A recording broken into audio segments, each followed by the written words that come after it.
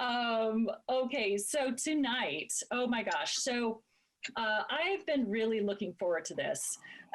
We have Foster Grissom on, who is a hot, new, young talent, who I was introduced to by Quang.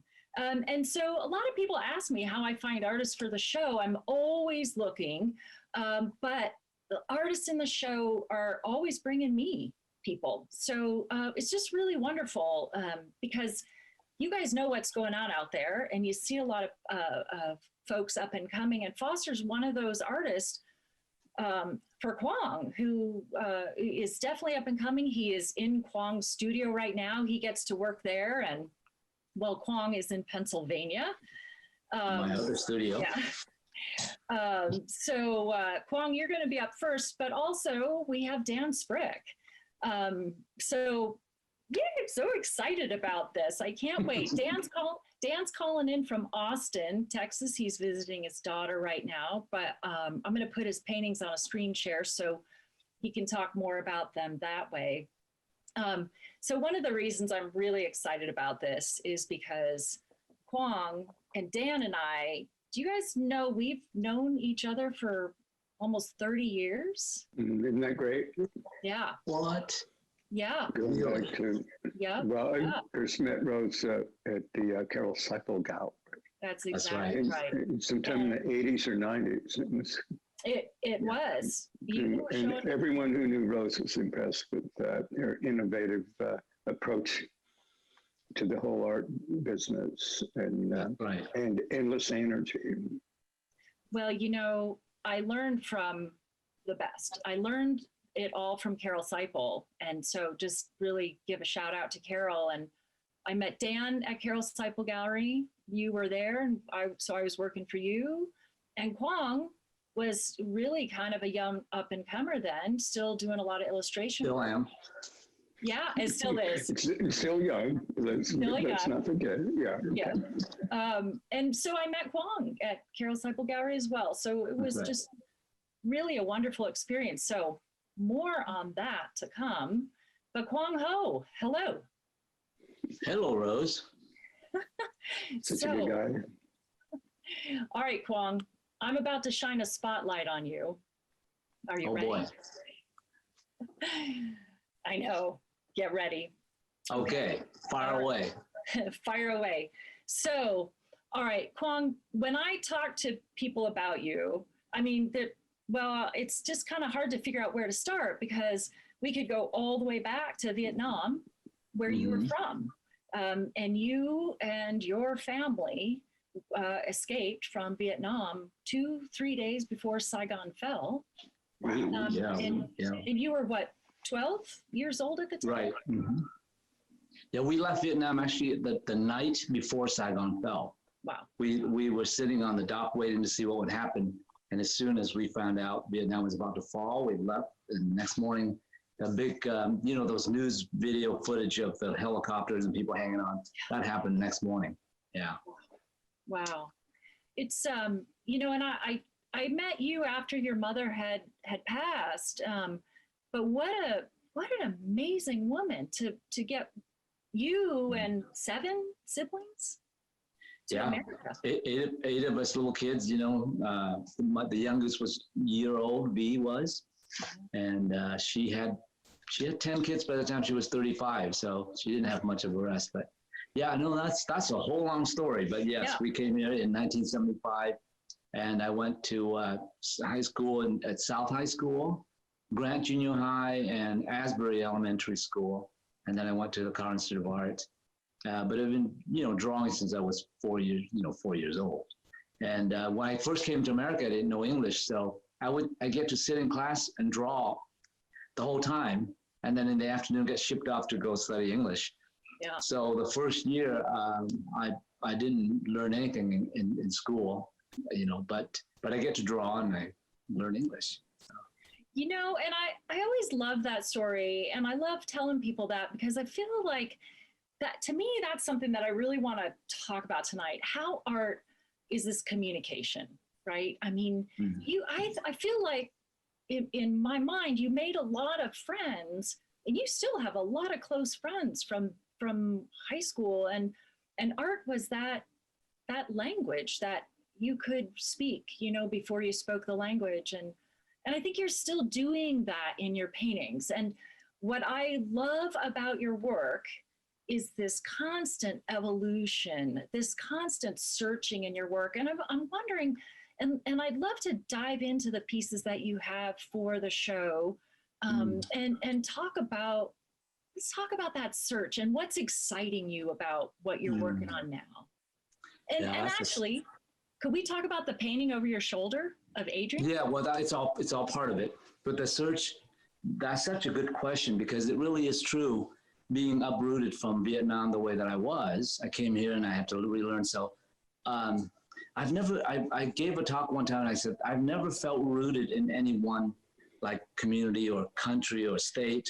I feel like the whole world is my home in a sense, because, and so painting for me is like that. It's the drawing ability, the skill is involved in doing that. It's just the skill, but the real search is the meaning behind it all.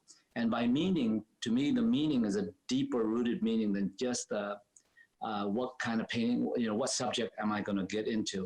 The subject matter is secondary to me. What my painting, the search is in each painting is a personal reaction to not only what I see, but what happens on the canvas. It's like an emotional content with each painting. And I call it the visual vocabulary.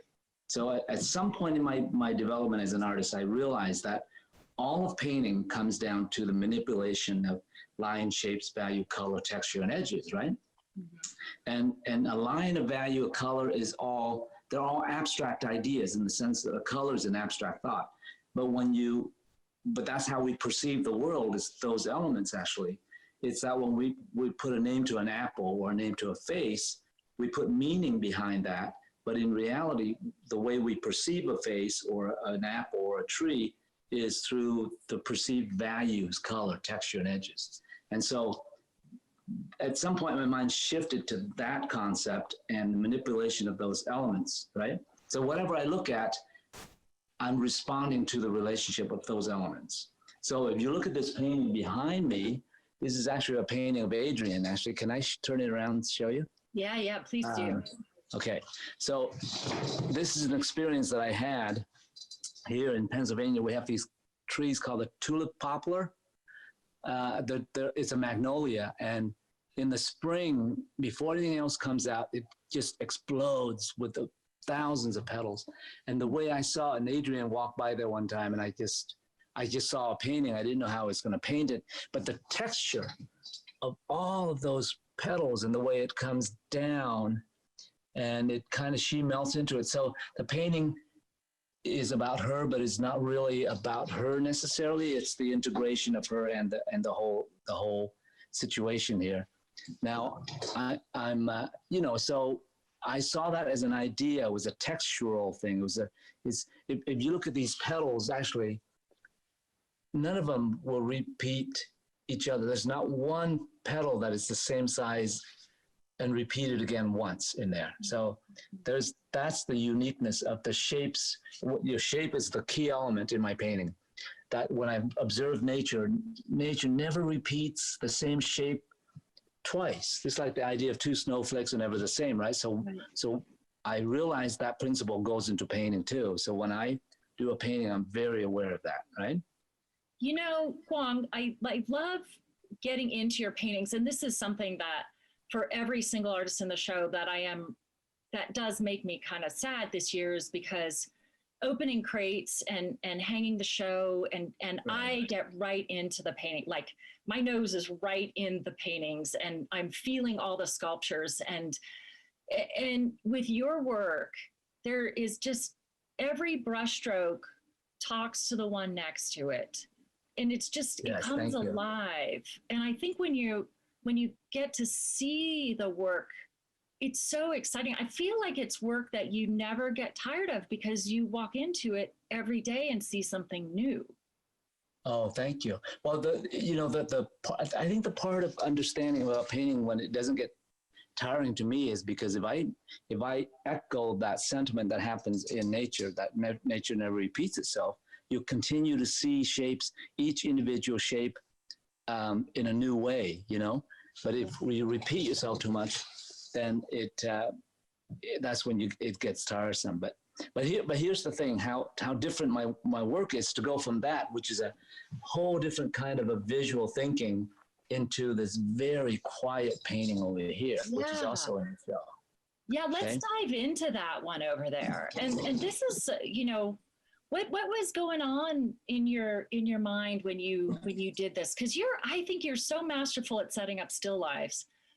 Well, this is like a requiem, Rose. I found these two sweet little birds outside of our studio, and one had hit the window of the studio, and the other one was away from us. We're not sure what happened to it. And you hold a bird in your hand. It is such a beautiful, delicate thing, you know. So I was taking it up to my studio. And I thought I would paint it somehow. And this little grouping of Pennsylvania pottery, I have been picking up. I just love pottery, and I picked up these at different antique places and so on. And I just put that randomly together. This is a very random arrangement, but I just wanted to paint this in a very quiet, old masters way, almost like it's a feeling of quietness, the air. You can feel the air in the room almost. And when you get up close to these paintings, there's some really delicate, subtle handling of surfaces, you know, that the feel of, I wanted to feel the wood grain. I wanted to feel that this old hunk of wood that I bought from, I don't know where it came from, but it's just a slab of wood. And so it's very tactile in this case, right? Yeah. And quiet reverie, whereas that one just, it's like music, it's rhythm. And that one's, the rhythm here is the subtle movement of values and the round shapes, like the air moving around from one form, moving into the other. So it's very different. And, you know, I would tell people, check out all of the work online at CoorsWesternArt.com, because in that particular painting of the still life, there's so much color movement in the back, in the dark. Like right now we're just seeing dark and the reflection. But if you look at it online, you can get a better view, a sense of that. It moves a lot. It's really alive. And now, Quang, you were saying that you've got frames coming for everything. So yes.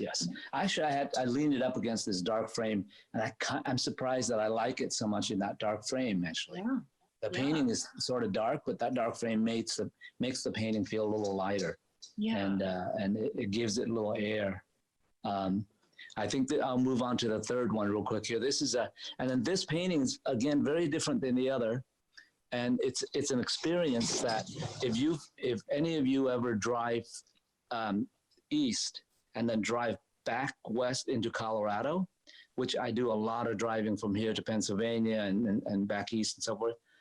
As you enter Colorado, you see this scene.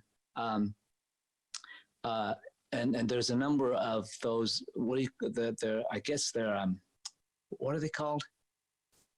Oh, the silos, the grain silos. Thank you. Yeah, grain silos. I lost my head on it. But yeah, and the stretch of the horizon before you actually see the mountains. And I just love that. I always wanted to paint the skies in Colorado. And this is one of the few paintings that I've done of that. And I want to do more too. And this is just a little example of that, you know. Wow. So this painting's in the show too. Nice. But it's that quiet evening. And it's one of the few that I've done. I want to really explore that over time too. And the persimmons too. Oh yes. So you can see, this is my wall of studies and watercolors, and I'm exploring. This is Adrian again, and there's a little watercolor of a stump. But this is the other painting that's in the show, which is just a little still life study of some persimmons and some apples. And I actually did this live in front of for everybody to see as a demonstration almost. Wow. And if you buy the painting, he will actually put a frame on that fits it, right, Quang? I think this is a contemporary type of look now that I want to be edgy. Yeah. You know what? Hey, I gotta jump over to Foster, but would you tell me about that wall color? That is so exciting. How did you pick that for your studio? Well, it's a funny thing that the studio wall color is something that most artists use a dark gray or gray green, the old masters to do that. And I just wanted to be a rebel and I wanted to paint my own bluish. So I made kind of a blue with some grays and purples, and I just kind of modeled it so that it becomes a background for my painting sometimes. Wow. So I've done, so the rest of my studios kind of like that. Nice. Yeah, but there's just lots going on. I'm like a very schizophrenic painter. I'm all over the place. I'm exploring things and having fun all the time. So, but that gives you a little sense of what the different approaches that I use in my painting. Oh my goodness. Amazing, Quang. Okay, don't go anywhere. And you know what, I'm just going to read. So Michael Smith is, I love this. One of the things I love best about buying art is getting to meet the artist. Understanding what the artist is doing is like being given an additional gift by the artist. I agree. Oh, that's sweet. 100%. This makes the entire show that kind of experience. Yeah, I think we're just going to have to just do this forever because it's a lot of fun. It's a good idea. Yeah, and then Michael also added, is it wrong to lust after everything on his wall? No. No. I love that. No, it is not. Oh my gosh, thank you so much, Quang. Don't go anywhere. I'm coming back. Right. Okay, Foster, you're up, man. You gotta just hit the unmute and you're on. Can I brag about Foster for 1 minute? Yes, just not a minute though. Just okay. So Foster is one of these artists who's so talented he doesn't know how good he is. To say that, but he is using my studio in Denver right now, and he is tremendous. So keep an eye out for him. Well said. Yeah. Hey, Foster. Hello. Hello. Hey, you know what? So Jamie McKenzie says hi. I met Foster a couple years ago. What's up, Jamie? Thanks for jumping in. Well, this is my first ever artist talk, so my pulse is through the roof right now. Please stop me if I'm rambling or, just getting tongue-tied. Who knows? So Foster is holding down the fort. So Quang is so huge. He has 2 studios. He might still have a studio at the Art Students League. Is he still taking up space there too? He is. That's a storage unit now. But is Quang huge or is he quite small? Be careful. I thought it was. But anyway, no, he's. Okay. So Foster, so you are from Tennessee originally, right? Yes, I'm from Nashville, and I started painting 7 years ago or so, and about 1 or 2 years into the journey, I met Quang and got his eye, I guess. And he said, one day, I'm not ready yet, but when I am, he's going to have me move to Denver to kind of be his apprentice and teach me how to paint. So jackpot. Yeah, you couldn't get any luckier than that. And I'm so grateful. So a couple of years went by and I was like, am I ready yet? And he's like, I don't know. And I had to just say, like, look, if I was a pretty girl, and this is before Adrian, you would have invited me years ago. And he was like, you know what? You're absolutely right. Get your butt to Denver. Let's make this thing happen. So for the last 3 years now, going on 4, I've been working with Quang and painting in his studios and just going through the whole Quang Academy. And so a lot of the things I would talk about with my own work are going to be, they're going to echo Quang's kind of mantras and philosophy. Yeah. So let's jump into that. Let's just jump into the work because you are from Nashville, and I'm guessing you didn't grow up on a ranch, and that. Well, I didn't grow up on a ranch. I grew up in a kind of a semi-rural suburb of Nashville, Hendersonville, Tennessee, actually 2 houses down from Johnny Cash. Nice. And I grew up with a cowboy-themed bedroom with a life-size cutout of John Wayne and the Lone Ranger. And I grew up on black and white Westerns. So to get out here and be in the West and actually see the real deal, it just gives me goosebumps. I've kind of fallen in love with the whole aesthetic and the motif. Nice. So yeah, I would say I'm not born and bred, Western, but it does resonate in my, my being. So let's talk about what is resonating with you, because I mean, not only that Western, and I think that a lot of times people talk to me about, well, how is this person Western or that person Western? And I really take a very expansive view on it. Like I think you're reacting to the West, in my opinion. You're reacting to either scenes or philosophies or ways of thinking. And so I want to just dive into your work here, because you are also fearless with these canvases. These are huge canvases to deal with. Not bad for a month's worth of work, right? Oh, a month. Yeah.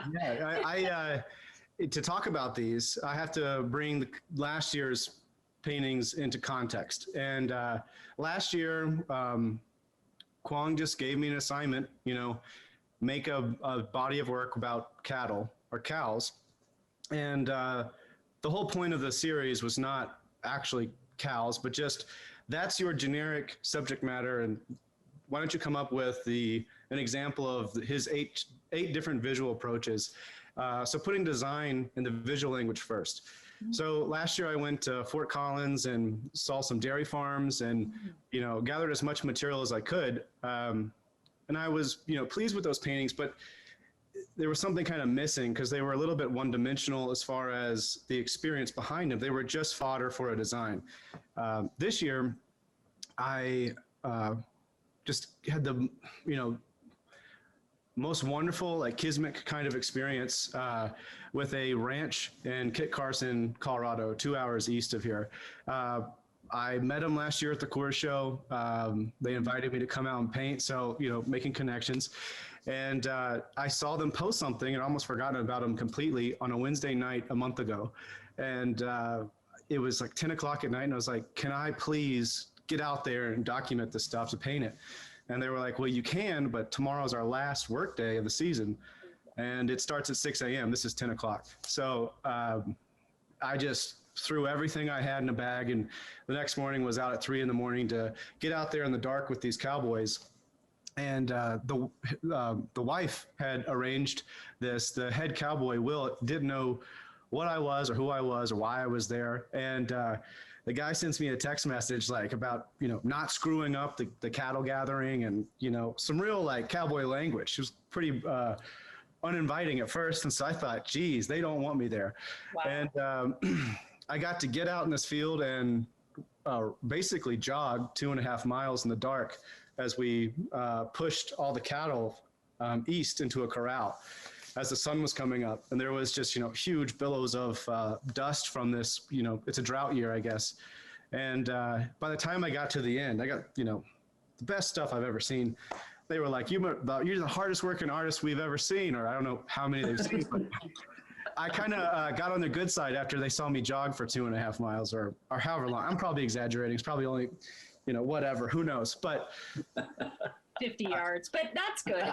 Yeah. So at the end, I kind of, they took me in a little bit. They fed me breakfast, and I got to just document the gathering of these cattle and separating them. And later they invited me to another gathering after lunch. And then this time around, they gave me a 4-wheeler so I could really, get around and get all the angles and shots I wanted. And I'd never seen anything as authentic, as compared to last year. It was, factory farming, bunch of industrialized kind of cattle and pens. And that's not nearly as romantic of an aesthetic as seeing these guys, work massive, expanses of land with these cattle and the, the dust and whatever. Wow. I got excited about it. And so this year, these paintings are, design heavy, but there's also an experience that resonated with me that I got, I could smell and coughing the dust up. And so painting them, it just flew, it was really fluid and natural to do. So can you bring us up to that big painting over your shoulder there? Yeah, absolutely.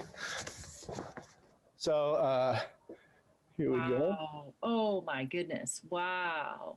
And so this is the head rancher, Will. And this guy was out there in a cable knit sweater. I mean, they're well dressed for cowboys. I was blown away, and this is his father. So there's 2 generations running this farm, and so let's see. We've also got, here's another shot of him. This was a real quick one, but. Oh, look at that. So did you paint out on location too? Did you do something? No, not at all. I was just running and gunning with the camera. Yeah. Yeah. Wow. Hey, if you meet Barbara Van Cleve, who's a 4th generation rancher from Montana, don't tell her you were out there on an ATV, okay? Don't. Really? Is that bad news? Don't do that. Well, they wouldn't trust me with their horses. I bet they wouldn't. I bet. But they're not all. If we're gonna get the work, this is actually a remnant from last year. The cattle farm or the dairy, whatever. But yeah, these were more just abstract design based, light dark pattern, as opposed to more of an experience. And this is still really strong, so I wanted to include it. But and that's a really, I don't know, as somebody who, I'm from the Midwest, but have lived out here for over 30 years. And, you fall in love with it out here. And that original, like what you're embracing and what you're reacting to, and you're capturing what we love. And so, I think that's so amazing that you're taking these design ideas and you're bringing it to life. Like I want to walk into that painting with the horses. You're giving me a lot of credit, Rose. I love it. Yeah, no, they're great. You're putting a lot of, I can tell how excited you were to be out there. And you find things, you find them in, Quang has this philosophy. If you're, approach a painting like you were driving down the interstate at 60 miles an hour. And if you look out of the corner of your eye, you get a flash sense of it. What are the most important elements? And this is exactly that. I was driving down, I forget which interstate it is, but it was north towards Cheyenne in the foothills. And there's just, 4 cows as the sunset. And it was just a really strong image. So I have to thank Quang for pretty much everything I'm doing. I don't know how much I can take credit for on my own. And this one I'm really excited about. This is lovely. I was painting under a pretty fast deadline, so I wanted to knock out things I knew I could do, and then get more experimental once I had something to show. Yeah. And so this is much more atmospheric of a painting than I've attempted before, when I'm only excited to go further and further in that direction. So we will. So I want to ask you about the young guns, but you know what? You made me think of what Quang was saying of driving past 60 miles an hour. I said 80. 80? Mm-hmm. So de Kooning used to call himself a slipping glimpser. A slipping what? A slipping glimpser. Ooh, I like that. Yeah. Well, I haven't come up with anything that cool yet, but. Isn't that a good one? Yeah, use that one. No, I was I interviewed Wayne Thiebaud years ago, and we were talking about him, and he said he called himself a slipping glimpser, and I love that. I think that says a lot about his work and how you do it. Hey, I want to ask you, so you are helping me out with, we have a Young Guns auction coming up on December 10th, and that's open right now. So we have this program. We're fostering young collectors, 40 and under. And so there's this great event, and we have this Young Guns crew that they are working really hard on this. And so Foster, you have created some work for that as well, right? Do you? I have, yeah. I've put together some smaller pieces that would fit into that kind of collection. I've got, teeny little things. So Oh, look at that. it's fun to paint from, massive into tiny, Oh, I love it. Oh my God. Quang and I have argued about the merits of dead cattle back and forth over dinner many times. I'm a fan of it, and Quang is not. So I just No, don't put words. I love dead cows. I've decided this guy is he's just napping. So I titled it 40 Winks.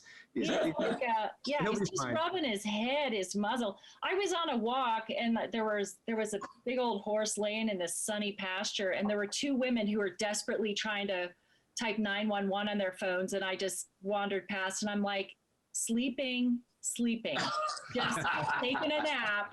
And they were like, "Are you sure?" And I'm like, "I'm so sure. Please don't wake that poor horse up. They actually do rest." Oh my gosh. All right, Foster, don't go anywhere. Actually, no, go to Dan's studio. Yes, so, yeah.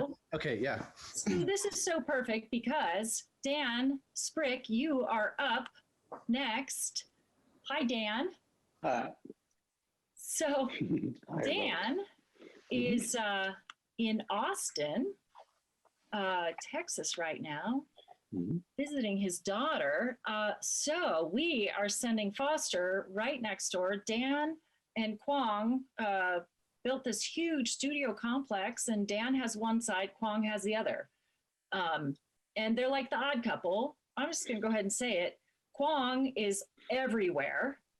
And Dan, well, you'll see. Hi, Dan. Yeah. Hi, everybody. Thanks for having me.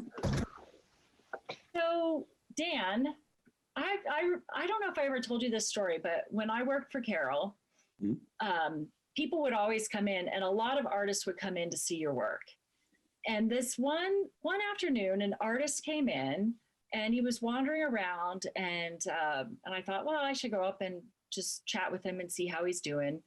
And so I found him, and he was standing in front of this painting of yours, and I want to say it was like 60 inches tall, maybe 40 wide. I can't remember, maybe one of the Denver street scenes that you did.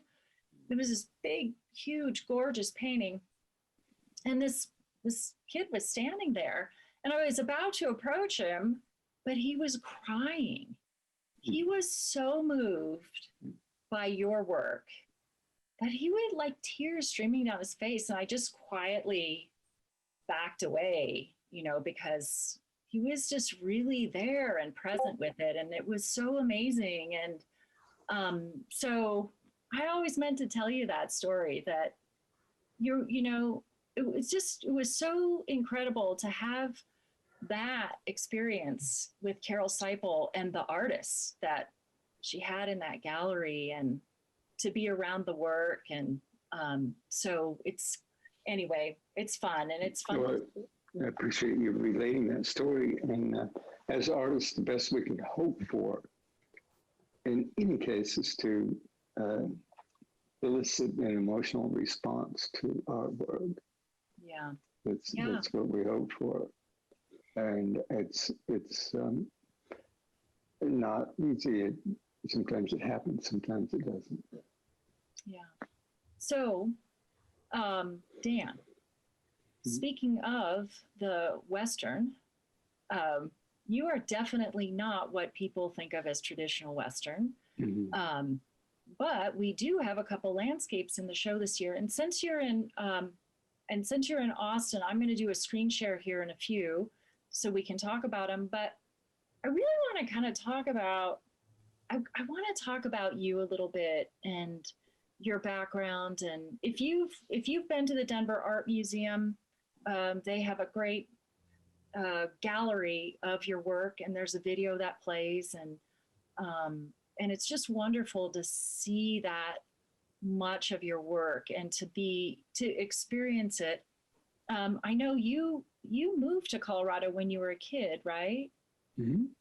And your dad was a dentist. And I love that story because when you do still lifes, often there are a lot of bones and different things like that in the still lifes, and skulls. And didn't your dad give you an articulated jaw or skull? Well, I stole it from him. It's a human skull in perfect condition. It was in our house forever when I was growing up. Wow. And I got so used to it that I really didn't. I think somewhere along the line, I stopped associating it with death. Really? Because I've seen it so long, for so many years. And I just see it as a beautiful, elegant sculptural object. Yeah. And when I paint it, that's what it is to me. I don't completely forget that it once was inhabited by a spirit, but I have a number of skeletons all around, and they're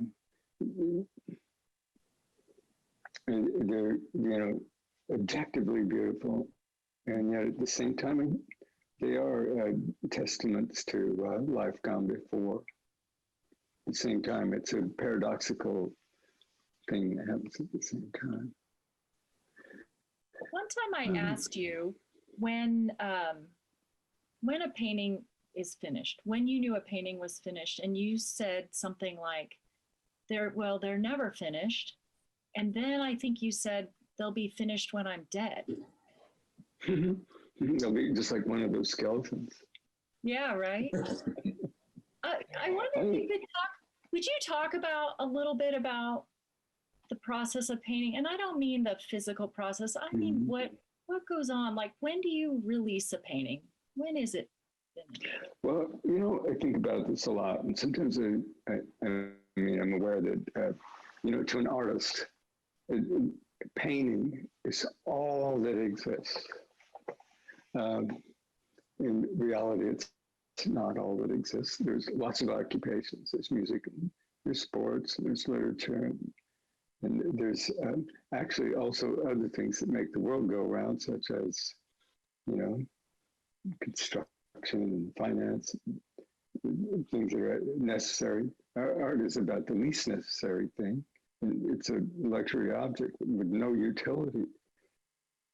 So why is it so important to us? That is still a mystery. But here's why, I suppose. It's because we're emotional beings. That's why. I can't think of any other reason. There's no utility. It's a useless object. But yet to me and to artists, it's the most important thing in the world. It feels like it kind of also goes back to that idea of this conversation. You can go into a museum and there are these, for me, there are these conversations happening all around me, and with the art, if it's very abstract or very contemporary or hundreds and hundreds of years old, it just is this conversation, I think.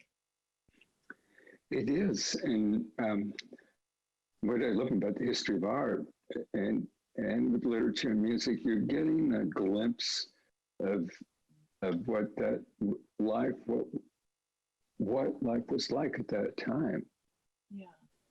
Yeah. So you grew up in Glenwood Springs, and the work you.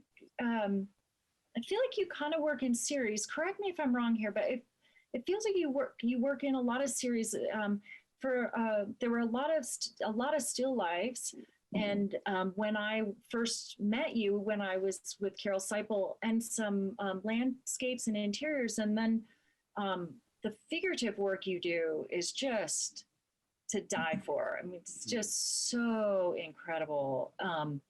And the show that you had at the Denver Art Museum, that figurative show that just had no boundaries to it. Even and I've seen some of the more recent paintings of the homeless men and things like that. That it kind of makes me think of what you were talking about, remembering that skeleton, those skeletons were a spirit, and here we are surrounded by people that maybe we look past, or things that we look past and discount or don't even see, but you're seeing them for us and bringing them to the world and showing us that inner spirit. I think that's, I don't know, it's so incredible to me what you do with your work. No, thank you, Rose. That's so nice. I do usually work in series, and I like to develop things as, progression of one to the next. And so what's unusual about this painting with the hawk is it's the only wildlife painting I've ever done. I know. Just to give you guys some context, this is Dan's studio, which is next door to Quang's. They share this wall, and as you can see, it's a vastly different space aesthetically. We've got... It's so zen. It's so beautiful. Well, have you ever seen Dexter, where they talk about a serial killer? Like, maybe? Oh my gosh, guys. Oh my goodness. But it's okay, still get back. Hey, Back to the hawk. Back to the hawk. Oh, all right. I haven't killed anybody lately. Screen share, buddy. Just Here we go. There we go. Okay, Dan, this is the only wildlife painting. It is. Well, it's interesting how it came about. It's that, and I want to say that I didn't really paint it with this exhibition in mind. I painted it because I felt like I needed to learn the wing anatomy of birds. Oh. And all birds are, different bird species have quite a variety of different types of wing anatomy and function. And the way I did this was I bought this hawk, really exactly as you see it. I bought it as it's a taxidermy hawk. Oh. It's probably the taxidermy mount is probably 50 years old. I bought it on eBay, and it was shipped somewhere from a European country or Russia. I can't remember. I got interested in birds because I've had this idea, still unmanifest, of painting angels. Oh. But it felt like I needed to really understand wings before I could even start painting angels. Wow. But I still haven't painted an angel, and it may or may not ever, because the birds kind of took over.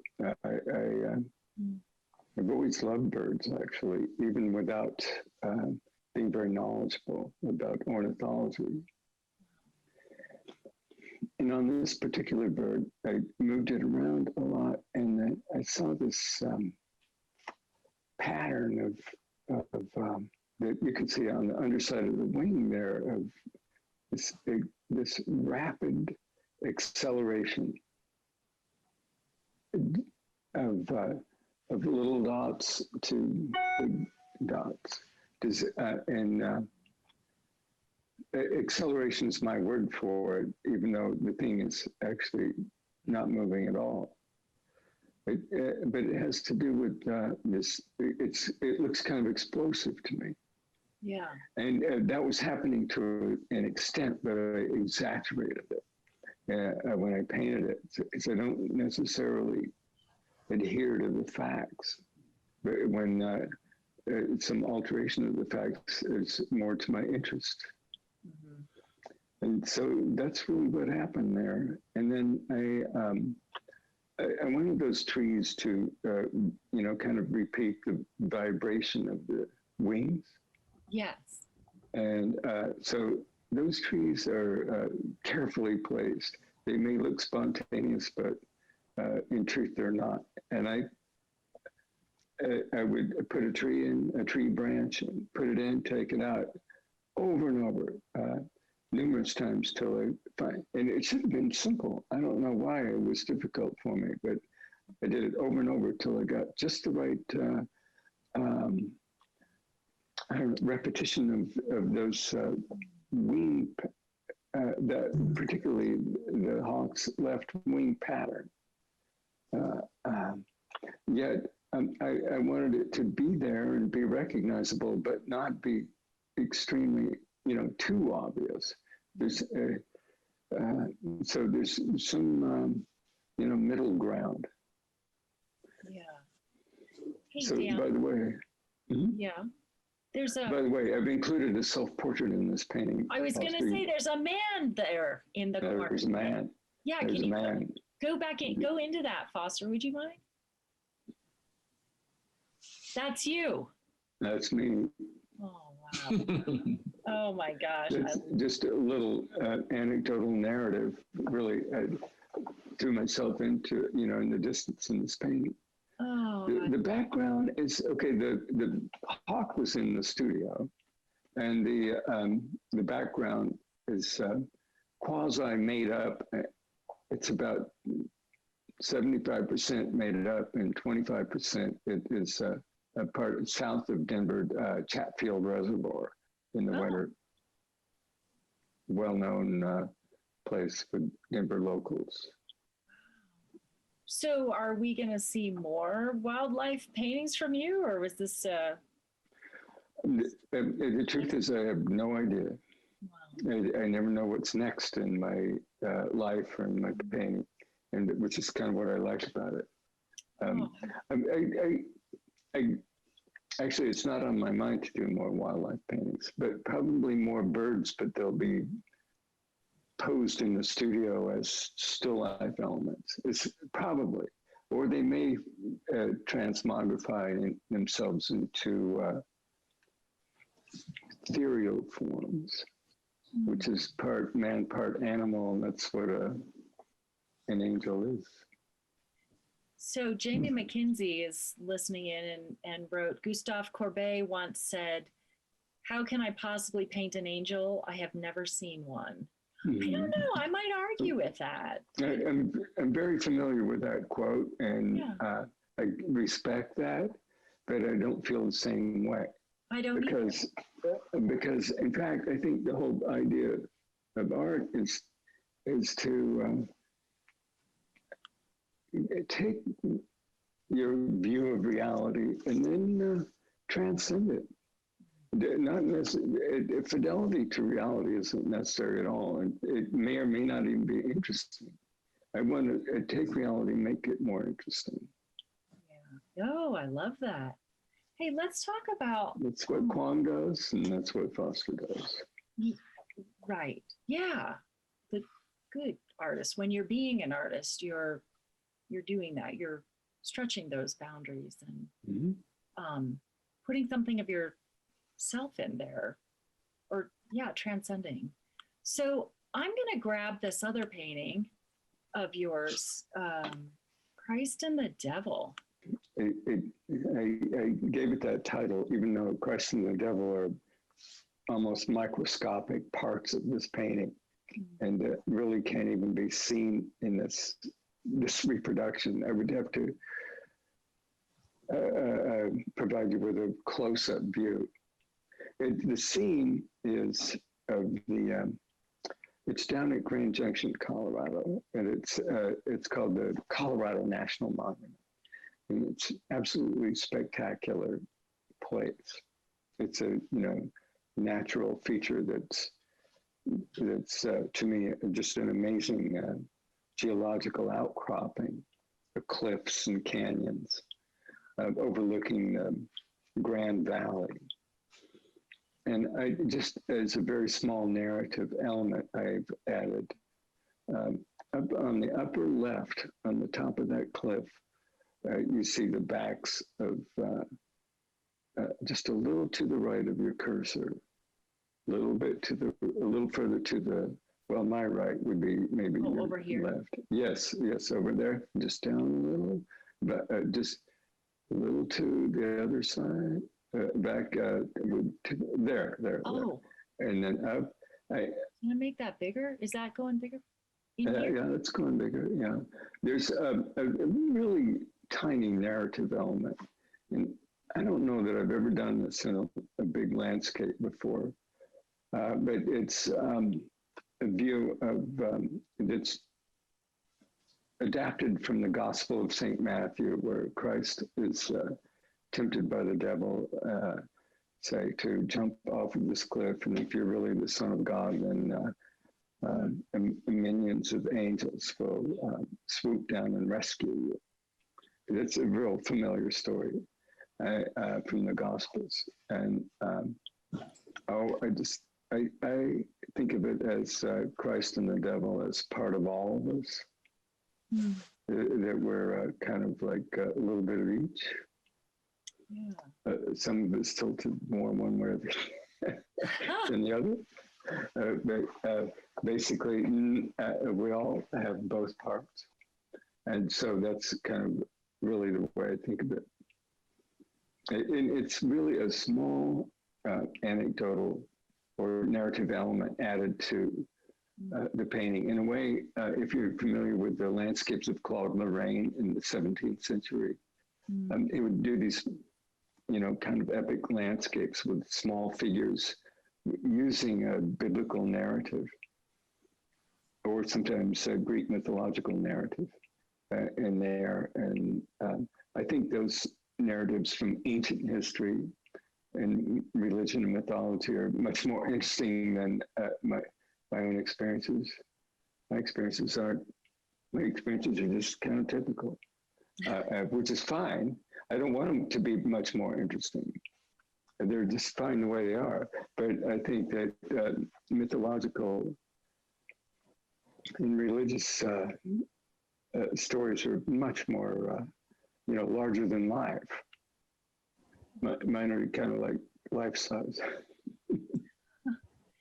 Like everyone else's, driving a car into eastern Colorado and seeing the sunrise with the sunset, and it's not extraordinary at all because it happens millions of times, lots of people, and yet it's meaningful. And I like my life to be, it's meaningful. I don't want it dramatic, because if it was dramatic, I wouldn't get any artwork done. There's no no big epic episodes. I don't want any. I want just kind of. I want a lot of things to be relatively predictable and stable, so it can concentrate on artwork. That's the way it is. It seems like with all three of you, certainly with you and Quang, and these life experiences that you bring into the studio. And I know, Quang, you and I have talked so much about being centered and grounded and finding that calm inside of you to move forward. And Dan, and this really looking at your work, and I feel like there's been other work where you've explored this heaven and hell and angels and things like that. And I just I love this, what we're having this conversation about, and I don't want it to end. But we've been on for an hour, but I wonder, Dan, just to kind of wrap it up, would you talk a little bit more about this, where this work may be coming from, or this exploration that you're going through, the hawk and the angel concept and Christ and the devil? Well, I can give you a little accounting that I had received a commission to do some biblical works 10 years ago, and it involved 5 large pieces, and I've done 4 out of the 5, and it has propelled me to do a lot of reading and read about the Bible and read the Bible itself and read Greek mythology, and I don't know if that would have happened anyway. There's no way of knowing, but it probably wouldn't have. And I've taken an interest in it that takes me by surprise. I had no idea I'd ever be interested in either mythology or in religion. And but logically it should, because I'm really interested in ancient civilization. And that's really where it comes. That's what it is. It's a description of ancient civilization. And I was reading a book about the Parthenon in Athens, and it said that basically it put this book down and learn educate yourself on the subject of Greek mythology before you continue reading. It's because if you don't understand that, our architecture of the Parthenon won't really be that meaningful. So I did that, and then returned to it, and I could see what the author meant, that you just need a background in that. And it's really a background on all of our current civilization. It's a background of democracy, religion, architecture. It also, it takes you back to a time when there was no electric lights, no horns honking, no noise, no, bright lights. It was so, and you begin to understand why the Greeks paid so much attention to the movements of the celestial bodies, the planets and the stars, and because they could see them a lot better than we can see them now, and it seemed like a big factor in their lives, and it was true also of the life in the desert for the Hebrews on their 40-year journey from Egypt to the Canaan land, and I have a huge interest in all of that, and I think it's going to occupy me for the rest of my life, actually. I'm a student of this world. Quang, I love, is amazed and shows us a lot about paleontology, about, fossils. And that goes a lot further back than human evolution. The stuff that is unearthed is, like 500 million years old, protozoa, crinoid stems and trilobites and snails and things that existed millions of years ago. So my interest is pretty recent stuff. It's only like in the last 2,000 or 3,000 years of human evolution.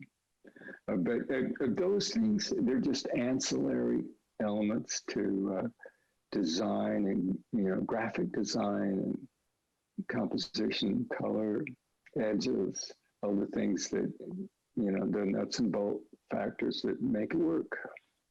I think what a wonderful way to kind of wrap this up, that, we are all part of this ongoing history, right? I mean, this night is history at this point. And it's so wonderful to be having this conversation. And I'm so grateful for all three of you to make this time and to be on this call. And a lot of times I end with two questions. And one is could you tell us a little bit of how you got here today? And I think you've all really kind of answered that. And so I'm just going to kind of jump to this, and that is, do you have any questions or comments for each other?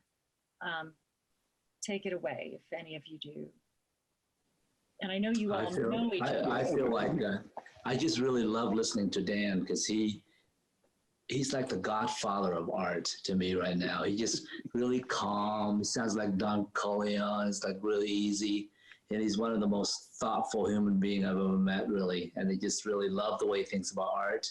I always love talking to Dan about art, because he goes deep, and he doesn't waste any words. It's really wonderful. And it really shows you why he's such a wonderful painter. You can just listen to him and how thoughtful he is about everything. And for me, I'm interested in everything. I'm like a tornado outside. Like the whole world is interesting. I want to grab at everything. But for me, the calmness is in my mental state. So that's really has to be very clear and calm. And that allows me to go explosive outside and not get lost. You know what I mean? And that's what I do. But Dan, he is unnervingly just tenacious with his paintings. And I've really learned a lot from that. And it's wonderful to have him as a neighbor. Oh, that's so nice.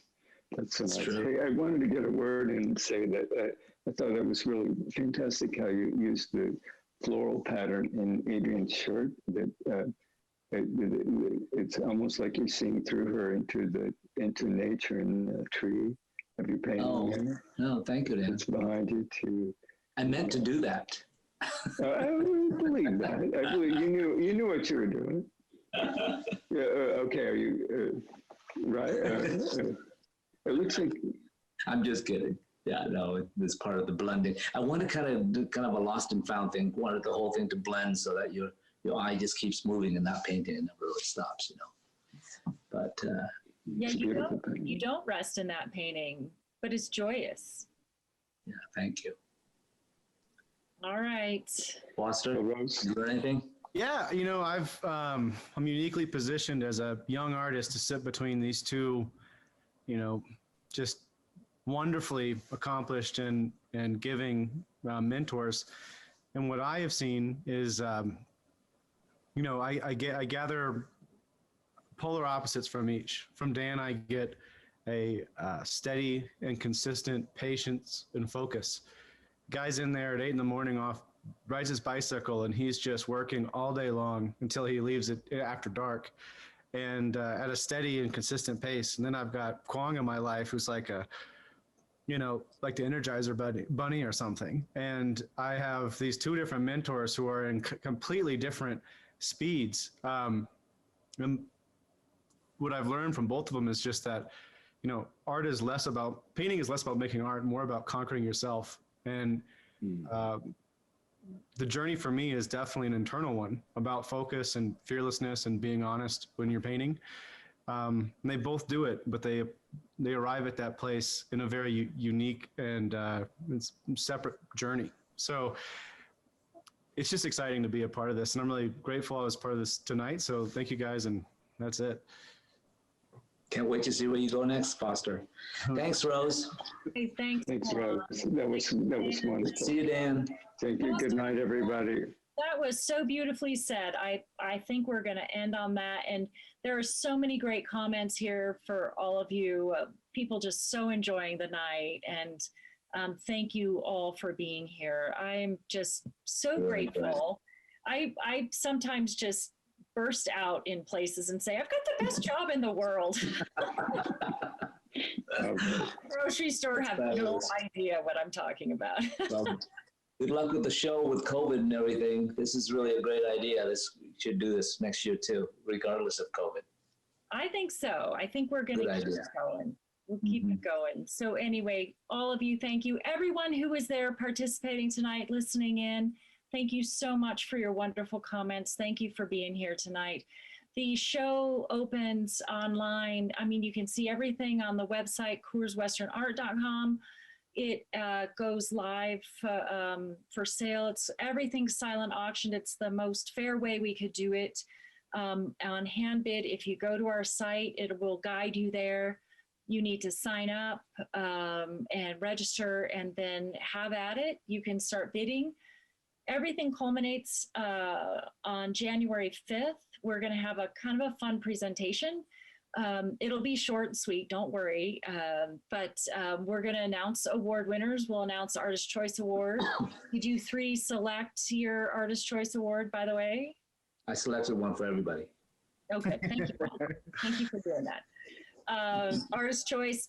Best of Show, we have Louis Sharp, former director of the Denver Art Museum, selecting Best of Show as I speak. So tune in January 5th, and that will be when the auction comes to a close. And then anything that is still there, multiples on things as well, will still be for sale through the end of January. So anyway, thank you again. Thank you. Thank you. I love you guys so much. I really appreciate it. Have a very good night. Good night. Safe travels, Dan. night. Thank you, everybody. Talk soon. Bye-bye. Bye.